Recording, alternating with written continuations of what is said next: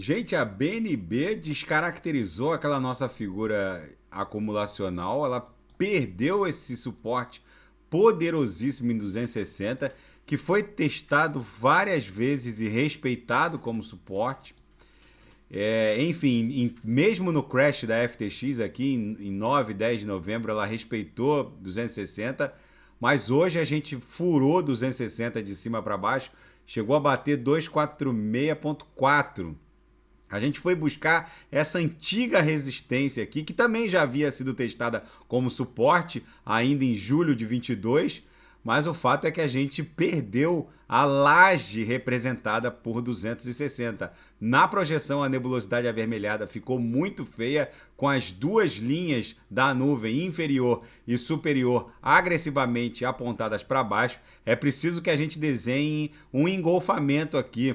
O candle anterior tem que abraçar o candle subsequente para ter uma luz no fim do túnel em termos de retorno, não só ao centro gravitacional da nuvem, mas também à própria mediana do canal de Keltner, que cedeu e caiu para 281. É possível que a gente perca esse fundo aqui no patamar de 245, 246, que foi onde ela agulhou essa madrugada? É possível, porque a gente ainda não promoveu um engolfamento. Então, se a gente perdesse esse fundo aqui de 246, 245, o fundo subsequente seria essa camada, o suporte da camada congestional subsequente, seria lá em 216, o que eu não acho factível. Essa investigação criminal que os promotores norte-americanos estão ultimando contra a Binance, contra o CZ, pode afetar a exchange Binance, pode afetar o próprio CZ.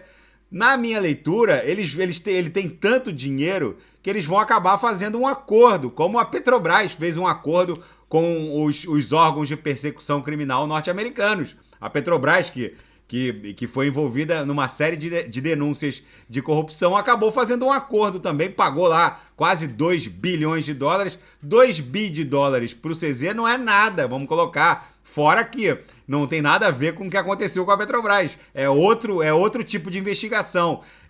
Seria uma afronta às leis de valores mobiliários norte-americanos, no caso do ICO do token BNB, ou uma afronta ao compliance anti-laundering money, anti-lavagem de dinheiro, que no começo das operações da Binance nos Estados Unidos eles teriam violado, mas enfim, tudo na minha leitura vai terminar num grande acordo e isso na prática abre uma oportunidade de embarque muito interessante. Fora que a Binance Smart Chain e a própria Binance Chain, né, a rede BEP2 e a rede BEP20, que no caso a BEP20 é a Binance Smart Chain, que tem um espectro de usuários e projetos e DeFi gigantesco, também não vai ser afetada. Ninguém vai deixar de utilizar a rede. Os validadores, que são em torno de 100, também não vão deixar de validar os nodes, porque é uma rede full operacional, como a Tron,